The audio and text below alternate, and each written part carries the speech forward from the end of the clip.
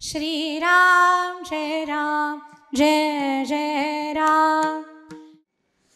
आज आपण सर्व मंडळी परात्पर अखिलेश्वर अकारण करुणा वरुणालय भक्तवांछा कल्पतरू रुक्मिणी प्राणसंजीवन महाराष्ट्राचा आराध्य दैवत षड्गुण ऐश्वर्य संपन्न पंढरपूर निवासी श्रीमंत श्री पंढरीश परमात्म्याच्या कृपाशीर्वादानं त्याच्या छत्रछायेखाली सावरकर प्रतिष्ठान आणि सावरकर मित्रमंडळ यांनी आयोजित केलेला हा त्रिदिनी अखंड हरिनाम यज्ञ वर्ष 21वे हे 21वा हा वर्धापन दिन आहे आणि 21व्या वर्षाला थोडंसं काहीतरी दरवर्षीपेक्षा इनोव्हेटिव्ह काहीतरी करणं गरजेचं आहे। दरवर्षी या ठिकाणी व्याख्यानमाला व्हायच्या, मोठमोठाले विचारवंत त्यांच्या चरणस्पर्शानं ही भूमी पुनीत आहे, पण त्यांच्या अंतकरणात संकल्पना निर्माण झाली की आपण त्रिदिनी जर नामयज्ञ केला तर, आणि शेवटी म्हणतात ना सत्य संकल्पाचा दाता नारायण सर्व करी पूर्ण मनोरथ, या न्यायानं आनंदात जोशात उल्हासात उत्सव हा उत्साहात चालू झाला। ही गणपती बाप्पांची या मंडळावरती असणारी कृपा आहे। आणि या त्रिदिनीय नामयज्ञामध्ये आजच्या दिवसाची ही कीर्तन सेवा माझ्यासारख्या अल्पज्ञानी पामराच्या वाट्याला आली हे मी माझं परमभाग्य समजते। दिवस द्वितीय वर्ष 21वे दिवस द्वितीय, आजचं कीर्तन म्हणजे जागराचं कीर्तन आहे, कारण उद्या काल आहे आणि काल्याच्या आधीचं कीर्तन म्हणजे काहीतरी भगवंताकडे मागावं लागतं, कारण मागण्यासाठीच आपण मंदिरात येतो, त्याच्यामुळं त्याच्याकडं काहीतरी मागितलं पाहिजे।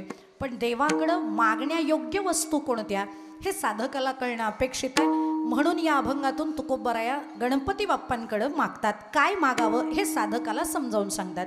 आणि या सेवेसाठी जो अभंग निश्चित करण्यात आलेला आहे, गायला गेलेला आहे, तो महाराष्ट्र सारस्वताला ललांभूत ठरणारं साहित्य ज्यांच्या मुखारविंदातून निघालं, वारकरी मायबापांच्या कर्णकुहरांमध्ये ते अमृत लहरींसारखं बरसलं, ज्यांच्या स्वतंत्र प्रतिभेला तत्कालीन नवे तर आज तागायत संत म्हणून घेणाऱ्या सकल संतांनी पंचमवेद अशी मान्यता दिलेली आहे, ज्यांना ज्ञानी अमरेंद्र, बोधामृतचंद्र, ऐश्वर्य समुद्र, परमसुभद्र असं म्हणलं जातं।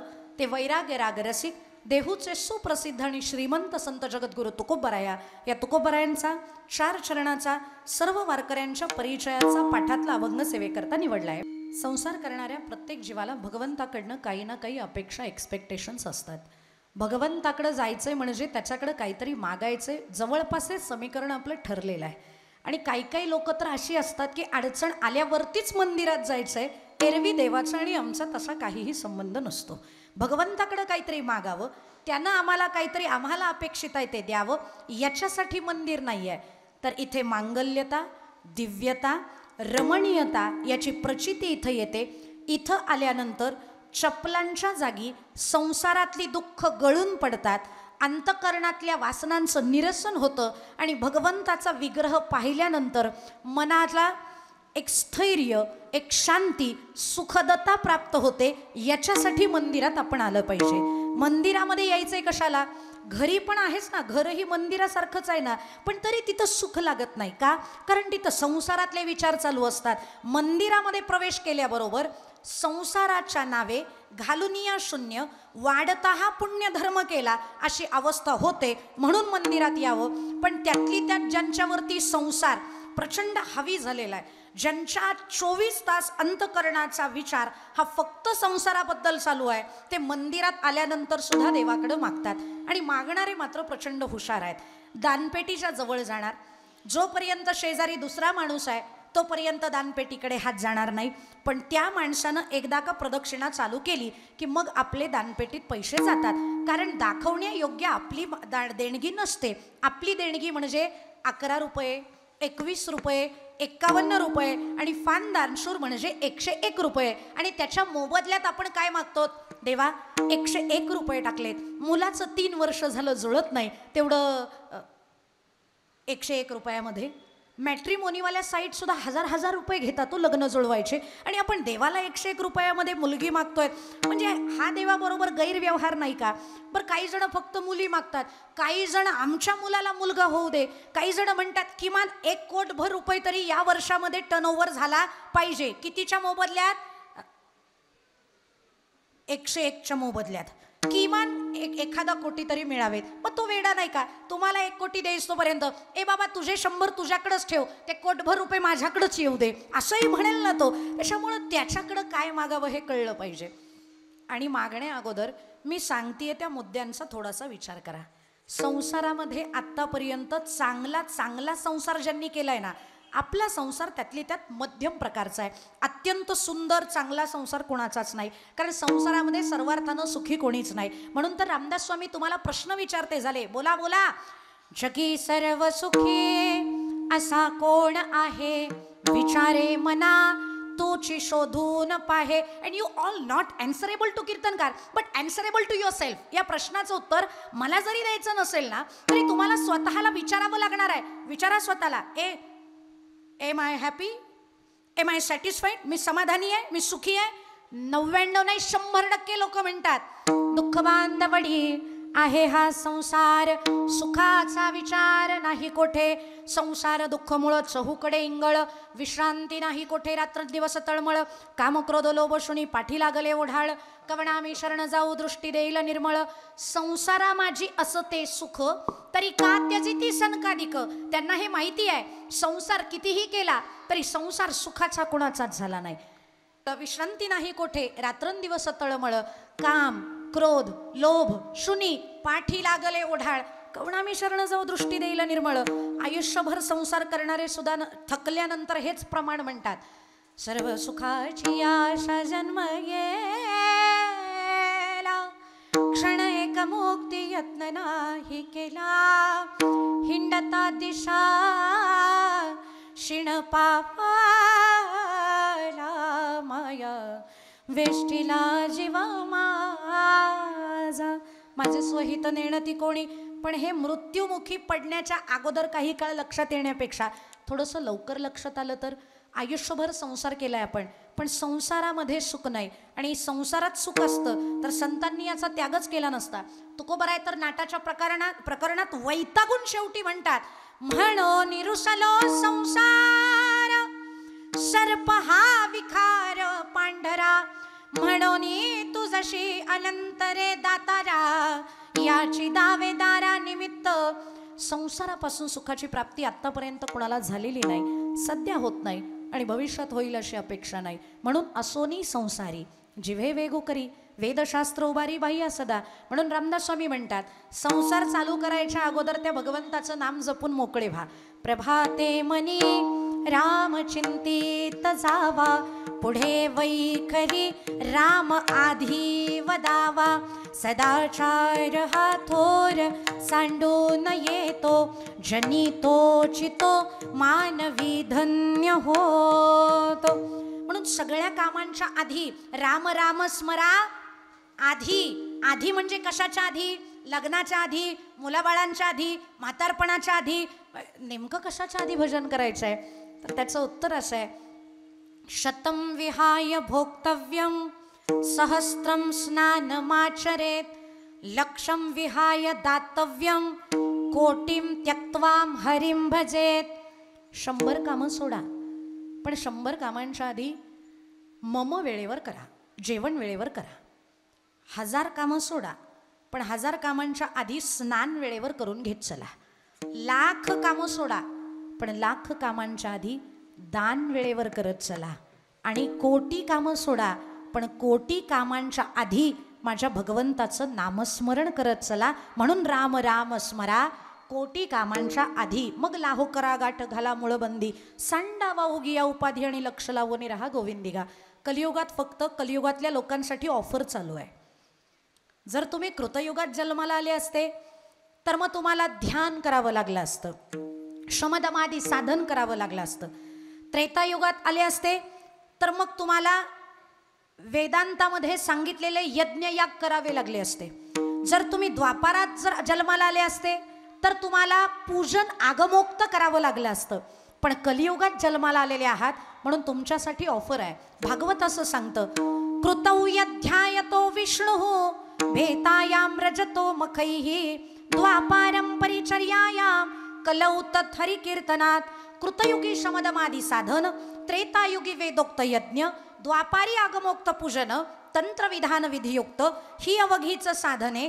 कलीने लाजवली हरी कीर्तने, जेथ नाचता गाता आपणे वश करणे परमात्मा. म्हणून नाम संकीर्तन साधन पै सोपे, जळतील पापे जन्मांतरीची. नाम संकीर्तन वैष्णवांची जोडी, पापे अनंत कोटी गेली त्यांची. म्हणून कलियुगा माझी करावे कीर्तन, तेणे नारायण देईल भेटी. हरिमुखे म्हणा, हरिमुखे म्हणा पुण्याची गणना, आणि हरिमुखे गाता हरपली चिंता. तया नाही मागुता, चिंता घालवायची असेल तर चिंतन करा. चिंतन करणाऱ्याला चिंता देव राहू देत नाही, आणि चिंता करणारा कधी चिंतन करू शकत नाही. म्हणून नाऊ चॉईस इज यस. आता तुमचा कॉल आहे, तुम्हाला चिंता करायची आहे का चिंतन करायचं आहे. पण नाथ महाराज म्हणतात, आवडीने भावे हरिनाम घेसी, तुझी चिंता त्यासी. नको खेद करू कोणत्या गोष्टीचा, पती लक्ष्मीचा जाणतसे सकळ जीवांचा करीतो सांभाळ. मग तुझं मोकलील ऐसे नाही, म्हणून जैसे स्थिती आहे तैशा परी राहे. कौतुक तूप आहे संचिताचे. आणि जर एक वाक्य माझं थोडंसं ध्यानपूर्वक ऐका. बरीच लोक म्हणतात कर्माचा सिद्धांत हा मान्यच केला पाहिजे. जे तुम्ही कर्म केलेलं आहे ते तुम्हाला भोगावंच लागतं. पण कलियुगातल्या साधकांसाठी, भजन करणाऱ्यांसाठी हा नियम लागू होत नाही. तुमचं कर्म सुद्धा देव स्वतःच्या अंगावरती ओढून घेतो, जर यदा कदाचित तुम्ही त्याचे असाल तर. तुका म्हणे त्याचे भारे, देव तुमच्या मरणी मरे. एका जनार्दनी भोग प्रारब्धाचा, हरी कृपे त्याचा नाश झाला. पण हे कशामुळं? त्याच्या चिंतनामुळं. म्हणून कलियुगात भजन मस्ट आहे, म्हणून ते करावे. नामस्मरण केल्यानंतर देव येतो. नाम उच्चारिता कंठी, पुढे उभा जगजेठी. नाम उच्चारल्याबरोबर तो येतो. हे फक्त कलियुगातच घडतं. तुम्ही बघा, आतापर्यंत बऱ्याच जणांकडे तो आलाय. प्रल्हादजींनी हाक मारली, हाके सरशी उडी घालोनिया फोडी. हाक मारल्याबरोबर क्षणार्धात देव नरसिंह रूपामध्ये खंबातून प्रगट झाले. कशाचा प्रभाव? नामाचा. दुसरी हाक मारली द्रौपदीनं. द्रौपदीनं हाक मारली, 10 क्षणात 10 निमिषात तो आला. पण तरी द्रौपदीची थोडीशी अडचण झाली. द्रौपदी चिडली कृष्णावर, ए कृष्णा, प्रल्हादाकडे एका क्षणात, माझ्याकडे यायला 10 क्षण का? कुठे गुंतला होतास? कोठे गुंतलासी, कोठे गुंतलासी? अरे कुठे गुंतलायस? वेळ का सखया लावी याला? आवरून यायला वेळ लागला, चहा पाणी असं मी तुम्हाला नाही विचारते, द्रौपदी कृष्णाला विचारते, वेळ का सखया लावी याला? त्यानं सांगितलं, ए द्रौपदी, माझी चूक नाही, चूक तुझी आहे. तिनं विचारलं, बोलवायलाच नको होतं, न बोलवता यायला पाहिजे होतास, पण तरी मी बोलवलं, ही माझी चूक आहे का? त्यावेळेला कृष्ण म्हणतात, अगं वेडे, कोठे गुंतलासी सखया कृष्णा म्हणली असतीस ना तर अर्ध्या निमिषात आलो असतो. पण तू काय म्हणली? कोठे गुंतलासी? द्वारकेच्या राया.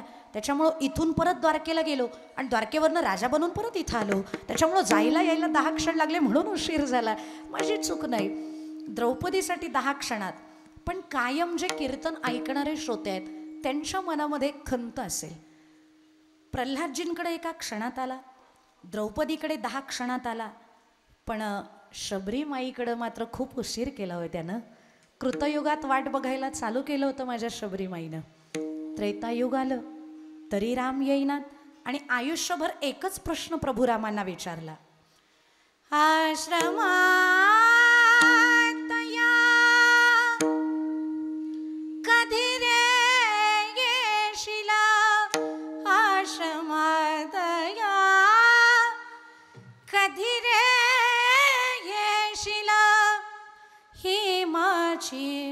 प्रार्थना रामा रघुनंदना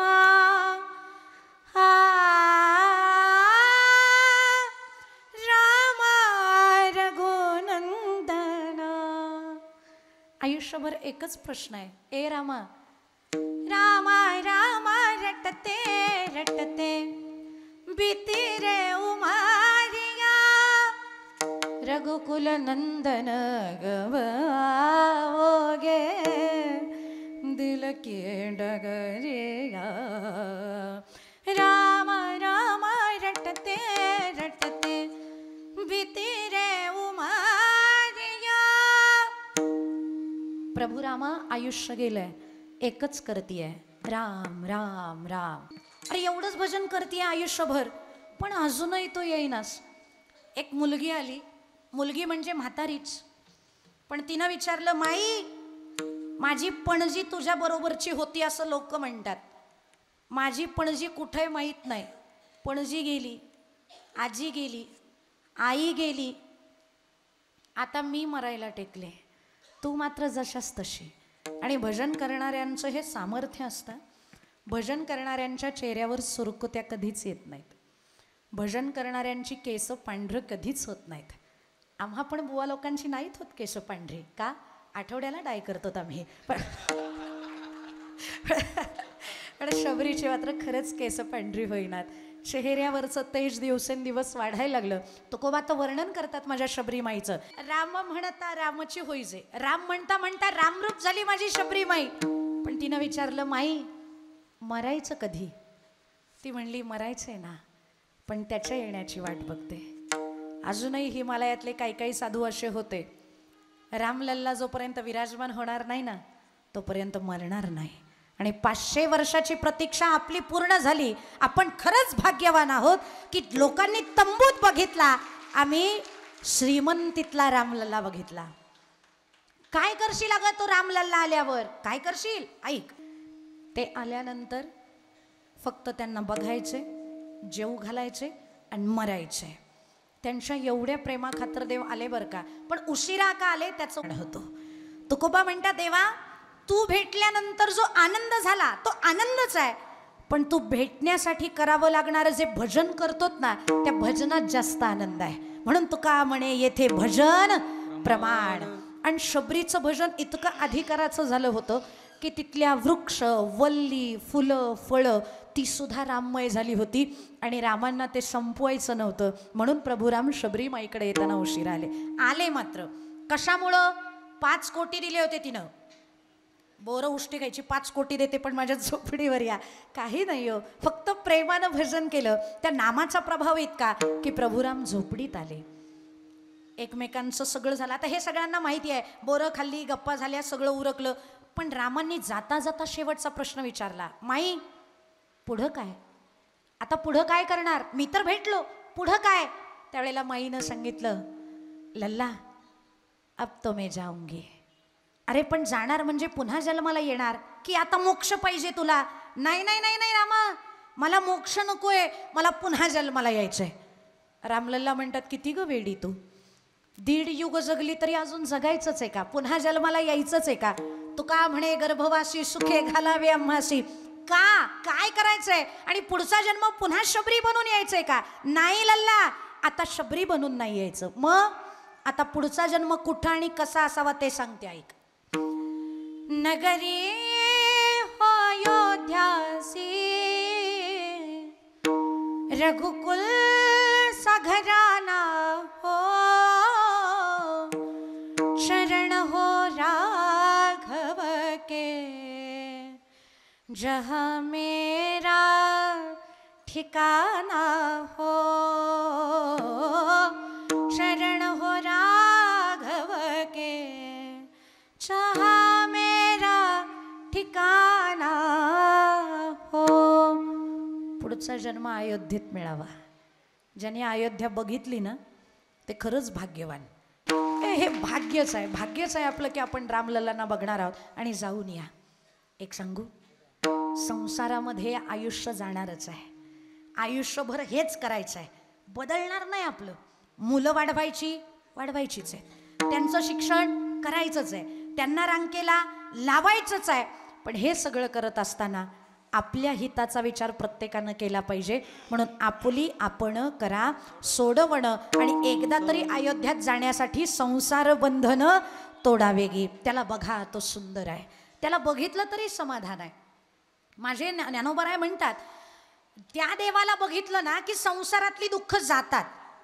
कुठेही जा, कुठेही जा. इथेही तुम्ही आले ना, जोपर्यंत तुम्ही खाली असता तोपर्यंत तुम्हाला मंदिराची किमया कळत नाही. पण पावलं उचलून तुम्ही वरती आले ना, देवाला बघितलं की इतकं जबरदस्त प्रखर तेज आहे गणपती बाप्पांचं. ते पाहिल्याबरोबर माणूस मंत्रमुग्ध होतो. हे जाज्वल्य, ही जागृतता या देवांमध्ये असते. का? भगवंताची प्राण प्रतिष्ठा आहे. प्राण प्रतिष्ठापन, त्यांच्यात प्राण आहे. ते आपल्याला बघतायत, ते तिथं आहेत. फक्त आपली बुद्धी पाहिजे की ते तिथं आहेत.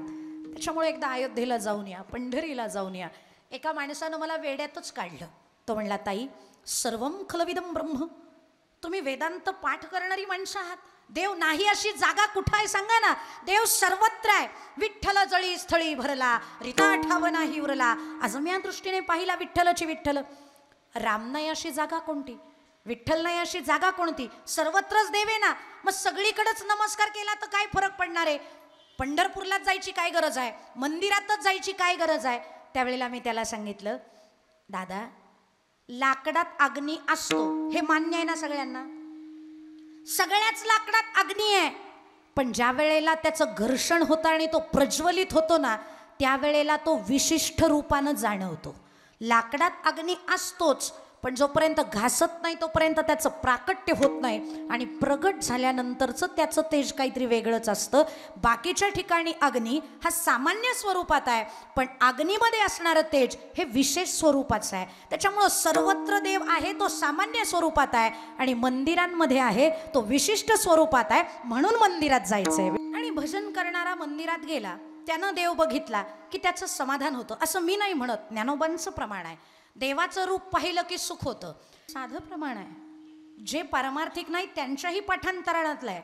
रूप पाहता लोचनी, सुख झाले हो साजणे. त्याला बघितलं की सुख लागतं. का? सुख रूप ऐसा तुझा कोणी सांगा, माझ्या पांडुरंगा सारी खातो, सारी खातो. त्याच्या इतकं सुखरूप दुसरं कोणी नाही. आणि त्याला बघितलं की सुख लागतं, कारण तो सुंदर आहे. कधी नीट विग्रह बघितलाय माझ्या पांडुरंगाचा? पंढरपूरला गेले असाल ना, देव बघितलाय? थोडा थोडा. सगळं कधी बघणं होतच नाही. काय आहे, आपण जाताना थोडासा गोंधळच करतो. त्या मंदिरात जाताना एका हातात तुळशीचा हार, एका हातामध्ये बुक्क्याची पुडी, प्रसादाची पुडी. आत गेल्यानंतर धांदल उडते सगळ्यांची. हार पायावर व्हायचा आहे, गळ्यात टाकायचा आहे की ब्राह्मण काकांच्या हातात द्यायचा आहे? ब्राह्मण काका म्हणतात, ए ठेवा ठेवा ठेवा ठेवा. मग कळतच नाही. गळ्यात घालायला तर उंची पोचत नाही, मग पायावरच टेकवावा लागतो. मग तो डाव्याच हातानं ठेवतात. हार उजव्या हातानं समर्पण करायचं हे लक्षातच राहत नाही. का? धांदल उडलेली असते ना, आणि गडबड असते. डाव्याच हातानं हार ठेवायचा. मग तो बुक्का ह्या हातात त्या पुड्या घ्यायच्या. बुक्का कुठं लावायचा इथपासून पुन्हा प्रश्न. कपाळाला लावायचा, पायाला लावायचा, का स्वतःलाच लावून घ्यायचा? मग थोडासा आपला शिंपडतात, कपाळाला लावतात, आणि मग प्रसादाच्या पुडीकडे लक्ष जातं. प्रसादाची पुडी फोडायचीच राहिली गोंधळात. मग तिथंच बोट घालून फोडण्याचा प्रयत्न करतात. आणि तेवढ्यात तो पाठीमागचा सिक्युरिटी गार्ड जोरात ओरडतो, ए हा बाजूला. आणि मग बाहेर निघावं लागतं. आणि बाहेर गेल्यावर म्हणतात, अरे देव कुठं गेला? गेला ना प्रसादाची पुडी फोडताना. त्याच्यामुळे आतमध्ये जाताना या सगळ्या गोष्टी नेऊच नका. आणि माझं एक वाक्य व्यवस्थित ऐका. देवाला ज्या गोष्टी द्यायच्या आहेत ना, त्या क्वांटिटीमध्ये नसल्या तरी चालतील, पण क्वालिटी असणं गरजेचं आहे. थोडे परिनिरे असं असावं. आणि काय द्यायचंय देवाला हेही माझ्या साधू संतांनी सांगितलंय. काय द्यायचंय देवाला? ऐका. मन त्याच्या चरणावर अर्पण करा. आणि जाता जाता त्याला खणवून सांगा, ए देवा, तुझ्या ताब्यात या, काय करायचे ते कर. तो विचारेल, काय करू यायचं? तर माझ्या मला लागो छंद, नित्य गोविंद गोविंद. नाथबाबा म्हणतात, देवा माझे मन लागो तुझे चरणी, देवा संसार व्यासने पडोने दे, देवा माझे मन लागो तुझे चरणी. देवा माझे मन लागो तुझे चरणी, संसार व्यसनी पडोने दे. ए देवा, भजन करायला लावत्या मनाला. का? मन विचित्र आहे. बसलोय कीर्तनात, पण घरी जाऊन येत आहे. मुलं आली असतील का? स्वयंपाकाला उशीर होईल का? इथे महाप्रसाद नाही ना आज? हाय हाय आहे. चिंता काय करू नका, पोटभर जेवून जा. मग काय 9 वाजले तरी काही अडचण नाही. काळजी करू नका, वेळेत उरकणार आहे. मी किती खुश झाले होते माहिती आहे का, माझ्यासाठी आलेत. पण चला, कशासाठी का होईनात पण या धर्ममंडपात येणं गरजेचं आहे. मन इतकं चंचल आहे, चंचल चप्पल जाता येता न बहुत चंचल चप्पल जाता येता न लगे वेळ. अर्जुनाचा प्रश्न आहे, ए कृष्णा चंचल ही मन कृष्ण प्रमाथी बलवत्रुडाहा तस्याहम निग्रहम मन्ने वायुरिव सुदुष्करम. वायूचा वेग कमी, एवढा वेग या मनाचा आहे. बघायचंय तुम्हाला याचा वेग किती आहे, बघायचंय. ऐका, आळंदी ऐकलं, नीट ऐकलं ना, जाऊन आलात ना आळंदी. आता आळंदीत जे बघितलेलं असेल ना ते सरकन डोळ्यासमोरनं गेलं असेल. कोणाला इंद्रायणीचा घाट दिसला असेल, कोणाला तो खांब दिसला असेल, कोणाला आतमध्ये गेल्यावरती कासव दिसला असेल, कोणाला हैबत बाबांची समाधी दिसली असेल, कोणाला विणेकरी दिसले असतील, कोणाला माऊली दिसले असतील, कोणाला माऊलींच्या मंदिरा शेजारचं हॉटेल दिसलं असेल. जे जे आपल्या मनात आपण ठसवलेलं आहे ते पटकन आपल्या डोळ्यासमोरनं जाऊन गेलं. इथल्या वाऱ्याला सुद्धा, गणपती मंदिरातल्या वाऱ्याला सुद्धा आळंदीवरनं जाऊन यायला 10 क्षण लागतील, पण मन एका क्षणात जाऊन परत आलं सुद्धा, इतकं चंचल मन आहे. आणि त्याला आवरणं तस्याहम निग्रहम मन्ने वायुरिव सुदुष्करम. वायूच्या पेक्षाही अधिक वेगाचं मन आहे, त्याच्यामुळं त्याला कंट्रोल करण्याचं काम देवा तुझं आहे. त्याला भजनाला लाव, त्याला तुझ्या नामाची गोडी लाव, आणि ज्याला नामाची गोडी लागली देव त्याच्याजवळ आला म्हणून समजा. म्हणून कलियुगात काही करू नका, फक्त भजन करा. आणि त्याचं भजन केलं ना की तुम्हाला सांगू, तुम्हाला त्याच्याकडे मागण्याची तो वेळच येऊ देत नाही. का? न सांगता तुम्हा कळो येते अंतर विश्वी विश्वंबर परिहारची न लगे. किंवा न सांगता कळे अंतरीचे गुज, आणि नाही कळलं तर आता तुझी लाज तुझं देवा. न सांगता त्याला कळतं. का? कारण तो बाहेर नाही, तो आत आहे. तैसा हृदयामध्ये मी रामू असता सर्व सुखाचा रामू. का भ्रांती सिकामू विषयावरी. आणि एक साधा प्रश्न आहे माझा, जर तो आत, इच्छा निर्माण होतात आत, तर आतल्या करू द्या ना त्यांना गोंधळ. इच्छा त्याला मागतील, तो द्यायचं की नाही ठरवेल. आपण काळजी नाही करायची, आपण भजन करायचं. आणि आतापर्यंत ज्यांनी ज्यांनी भजन केलंय ना त्यांची काळजी देवानं घेतली आहे बरं का. मग तो होऊ ने दिशीण आड घाली सुदर्शन पडता जड भारी दासी. अडचण आली की त्याला आठवा, मग तो क्षीण होऊ देणार नाही. काही जण म्हणतील खरंच नाही होऊ देणार, त्याच्या जवळ असणाऱ्यांना तो क्षीण होऊ देत नाही. कसं सांगते ऐका. एसटीनं कधी प्रवास केलाय का? कमीच जण हो म्हणतायत. कारण PCMC मध्ये हा प्रश्न विचारूच नाही शहाण्यानं. प्रत्येकाकडे सोयी आहेत, पण तरी जुना काळ आठवा. जुन्या काळात एसटीनं प्रवास आपल्याला जर करायचा असेल ना, तर ज्या गावाला आपल्याला जायचंय त्या इच्छित स्थळाच्या पाठीची गाडी आली रे आली की इतकी झुंबड उडायची ना त्या दरवाजापाशी. मधला माणूस तर म्हणायचा आता काही खरं नाही व. आणि त्याला काळजी पण नसायची, त्याला माहिती असायचं मी चढणार, पाठीमागचे मला पुढं सरकवणार, आपोआप सेवा. आपोआप तो आतमध्ये बसायचा. आता जी हुशार माणसं असायची ती कधी त्या गर्दीत जात नसायची, मग ते खिडकीकडे पळायचे. तिथून पिशव्या टाका, बोचकं टाका, गाठोडं टाका. बोचकं गाठोडं वेगळं आहे बरं का, माता माऊल्यांना माहिती असेल. बोचकं वेगळं, गाठोडं वेगळं. ज्या चांगल्या घड्या घालून बांधलं जातं ते गाठोडं, आणि जे कसं पण कोंबलं जातं ते. आणि आपल्या घरात बोचकीच असतात, किती आवरात ते होणारच आहे, त्याच्यामुळं कोंबा. मग ते बोचकं टाका, गाठोडं टाका, पिशवी टाका, मोबाईल टाका, काहीतरी टाका. आता माझा मुद्दा नीट ऐका, व्यवस्थित लक्ष देऊन. 4 ते 5 तासाच्या प्रवासात जर चालकाच्या जवळ बसलात तर हे 2 फायदे तुम्हाला होतात. 40 ते 50 वर्षाच्या आयुष्याच्या प्रवासात जर या जगत चालकाच्या जवळ बसाल तर हे 2 फायदे तर तुम्हाला करवून देणार की नाही बोला. जगाचा चालक माझा पांडुरंग आहे हाती सूत्र विठोबाच्या, त्याच्याजवळ बसा, तो तुम्हाला सस्पेन्शन चांगलं देईल. सस्पेन्शन म्हणजे अलगद उचलून धरेल तो तुम्हाला. आत्तापर्यंत कित्येक तरी संतांना उचलून धरलाय. काय काय नाही केलं त्यानं त्या संतांसाठी, त्यांना भोगायला आलेलं देवानं स्वतः भोगलाय. मीराबाईसाठी घेतो विष प्याला, शेवटी देवानं विषाचा प्याला घेतला. मीराबाईसाठी इतकी कामं केली. अजून कामं ऐकायची का तुम्हाला त्यानं कोणाकोणाची केलीत? ऐका. काकड्याच्या मालिकेतील मालिका नंबर 2 अभंग क्रमांक 1 त्याचा पहिलाच अभंग उच्च काही नेणे भगवंत तिष्ठे भाव भक्त देखून या. दासीपुत्र कन्या दैत्या घरी रक्षी प्रल्हादासी चर्म रंगू लागे रोहिदासा संगे कबीराचे मागे सेलेविणी सजन कसाया विकू लागे माऊस माळ्या सावत्यास खुरपू लागे नरहरी सोनारा घडू फुंकू लागे चोख्या मेळे संगे ढोरे ओढी नामयाची जणी सवे वेची शेणी धर्माघरी पाणी वाहे जाडी नाम्या सवे जेवी नवे संकोचित ज्ञानियाची भिंत अंगे ओढी. बस उरलेला अभंग तुम्हाला ग्रहपाठाला, अभ्यास नको का करायला घरी जाऊन. त्याच्यामुळे ही सगळी कामं त्यानं केली. मग इतक्या जणांची केली, आपली करणार नाही.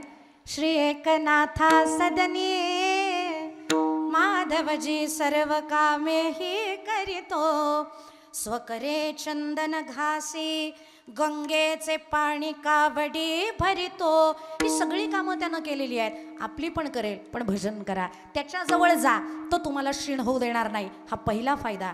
आणि दुसरा फायदा, त्याच्याजवळ जर जाल ना तर यमाला तो अगोदरच इंटिमेशन देईल, त्यांच्या गावाच्या शिवेला सुद्धा जायचं नाही.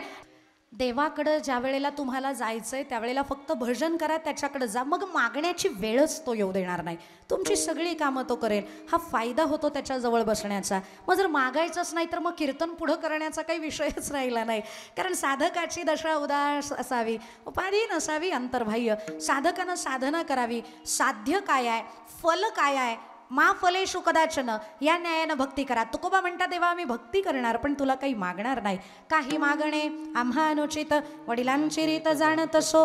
आणि तुका म्हणे करी ब्रह्मांड ठेंगणे, हात पसरी जिणे धीक त्याचे. तुकोबा स्वाभिमानी संत आहेत, देवाकडे काही मागायचं नाही, कोणाकडेच मागितलं नाही. देव माग लागले, तुकोबा मी तुम्हाला धन द्यायला तयार आहे. तुकोबा म्हणतात तुमचे येरवित्त धन ते आम्हा मृत्तिके समान. अहो संपदा घ्या तुकोबा, संपदा सोहळा नावडे मनाला लागला टकळा पंढरीचा. तुकोबा मोक्ष घ्या, मोक्षाम्हा घरी कामारी हे दासी. होय सांगू कैसी, तुका म्हणे मुक्ती नको, तुका म्हणे मुक्ती परिणिली नोवरी. आता दिवसचारी खेळी मिळी. मग पाहिजे काय तुम्हाला? पांडुरंगा तुझ्याकडं काहीच मागायचं नाही, मागायचंय ते गणपती बाप्पांकडे मागायचंय. तू देशील हे मान्य आहे, पण तुझ्याकडं मागणं हे माझ्यासाठी कमीपणाचं आहे. कारण तू माझा क्लायंट आहेस. कारण भक्ती ऋण घेतले माझे, चरण गहाण आहेत तुझे. प्रेमव्यास देई हरी, माझा हिशोब लवकरी करी, हे तुझ्याकडे मी म्हणतोच देवा. तुझ्याकडे मागायचं नाही, गणपती बाप्पांकडे मागायचंय. काय मागायचंय? त्या ज्या गोष्टींची देवता आहे त्या गोष्टी माझ्याकडं कमी आहेत असं मला वाटतं. कारण भजन करायचं म्हणलं, काही कवित्व करायचं म्हणलं तर त्याच्यासाठी बुद्धी चातुर्य असावं लागतं. आणि ते बुद्धी चातुर्य माझ्याकडे नाही. श्रोत्र जिव्हे न च घ्राण नेत्रे न च व्योम भूमिर्न तेजो न वायो चिदानंद रूप शिवोहम शिवोहम. आचार्य म्हणतात मी मन नाही, मी बुद्धी नाही, मी चित्त नाही, मी अहंकार नाही, मी श्रोत्र नाही, मी जिव्हा नाही, मी घ्राण नाही, मी नेत्र नाही, मी पृथ्वी नाही, मी आप नाही, मी तेज नाही, मी वायू नाही, मी आकाश नाही. मग मी कोण आहे? या सगळ्यांचा असणारा भोगता तो जीव, तो आत्मा, ते ब्रह्मतत्व, ते मी आहे.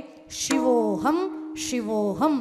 जे शिवतत्व ते शिवतत्व मी आहे. आणि शेवटच्या श्लोकात सांगतात स्वतःचं स्वरूप काय?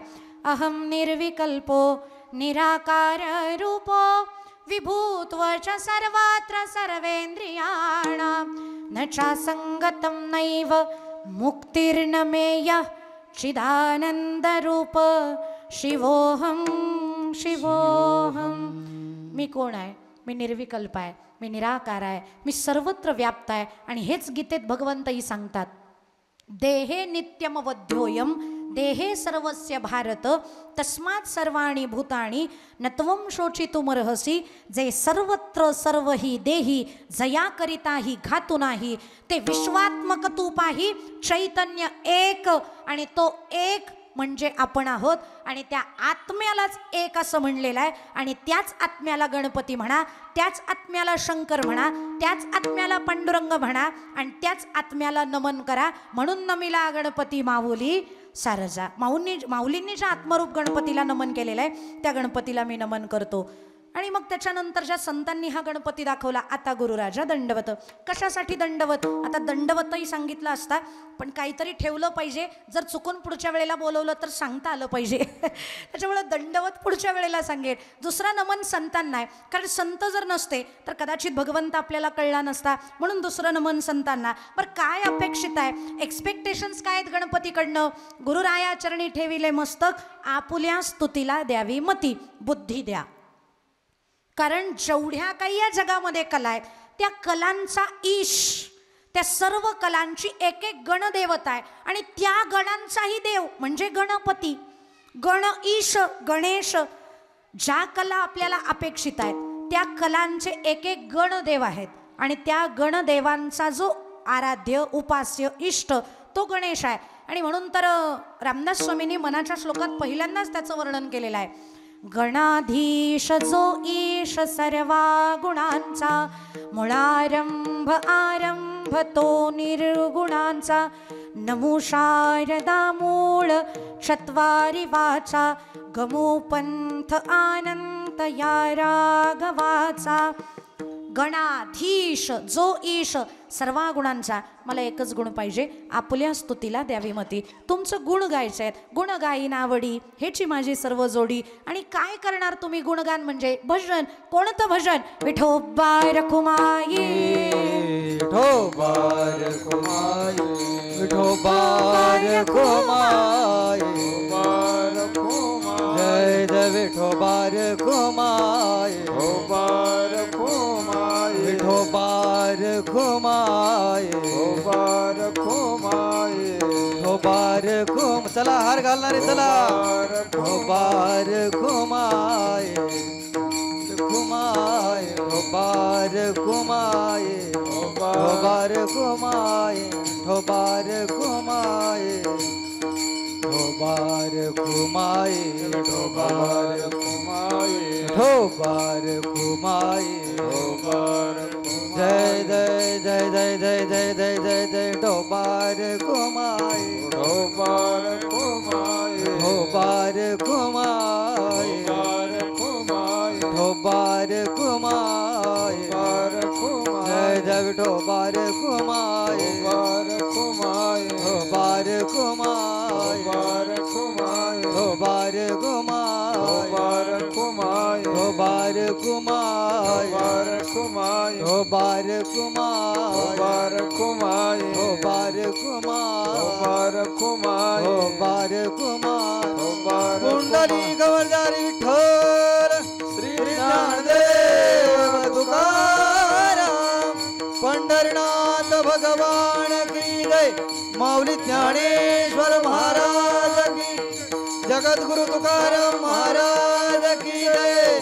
गणपती बाप्पा मंगल मूर्ती. हबा हबा हबा हबा हबा हबा हबा हबा हबा टाळी टाळी टाळी टाळी. ठब ठब ठब ठब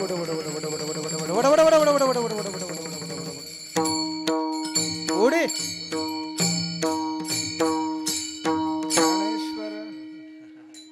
नमिला गणपती माऊली सारजा, आता गुरुराजा दंडवत. गुरुराया चरणी ठेविले मस्तक, आपुल्या स्तुतीला द्यावी मती. संतांकडं काय एवढं मन उकलून सांगतायत, गुरुराया तुझा ऐसा नाही सखा, म्हणून कृपा करून निरंका धरी हाती. आणि एवढीच नाही, आमची सगळीच नाती संतांना आणि पांडुरंगाला लागतात. आता एक मात्र वाक्य थोडंसं चिंतन करायचंय. सुरुवात गणपतीपासनं आणि शेवट पांडुरंगाकडं, असं का? त्याचं कारण आहे. तुका म्हणे शोधून पाहे विठ्ठल गणपती तुझा नोहे. हे सांगण्यासाठी तुका म्हणे माता पिता गुरुबंधू तुझी कृपा सिंधू पांडुरंगा, असं वर्णन तुकोबरायांनी केलेलं आहे. कारण पांडुरंगा आणि गणपती तुझे नाहीत, मग नमीला गणपती काय आणि नमीला विठ्ठल काय? आणि एक सांगू, काही लोक आम्हाला विचारतात, तुकोबा तर म्हणतात आपुला तो एक देव करून घ्यावा. मग तुकोबा कधी नमीला गणपती म्हणतात, कधी धावं घाली आई म्हणतात, कधी अनादि निर्गुण असं त्या आईला बोलवतात. का असं? एकच देव आहे, मग या सगळ्यांचं भजन का? त्याचं उत्तर असं आहे, एक स्त्री आहे ना, स्त्री ज्या वेळेला लग्न होऊन सासरी जाते ना, त्या मुलीचं सासूवरही प्रेम आहे, सासऱ्यावरही प्रेम आहे, दिरावरही प्रेम आहे, आपली जी असणारी जाऊ आहे तिच्यावरती पण प्रेम आहे, दिराची छोटी छोटी मुलं आहेत त्यांच्यावरती पण प्रेम आहे. पण जसं नवऱ्यावर आहे तसं बाकीच्यांवर आहे का? नवऱ्यावर आहे ते नवऱ्यावरचं वेगळंच बाकीच्यांचं दाखवायलाय, पण नवऱ्यावरचं खरं अंतकरणापासून आहे. सगळ्यांचं ती सहन करते का? पतीचा जिव्हाळा म्हणून सासऱ्याचे साहिजे, एरवी तरी वाहिजे चामाची मोठण्यानं बरं आहे म्हणतात. तसा तो पांडुरंग आमच्यासाठी आमचा पती आहे. पाचा धामाचा घोंगडाने सीन उरले मोठके ते जे विनगे बाई ये राऊत बाबा. कामारी कामारी कामारी होईन. मी कामारी आहे, मी बायको आहे. कोणाची? त्या पंढरीशाची. पण त्याचे हे सगळे गणगोत आहेत ना, आणि सगळ्या सोयऱ्यांचा विचार केला पाहिजे. त्याच्यासाठी तर उपोषण आहे ना. सगळ्या सोयऱ्यांना पण आरक्षण द्या. तर श्री गणपती बाप्पा, आई हे त्याचे सगळे सोयरे आहेत. म्हणून आमचं सगळ्यांवरतीच प्रेम आहे. पण सगळ्यांवरती जरी असेल तरी त्याच्या इतकं कुणावरच नाही.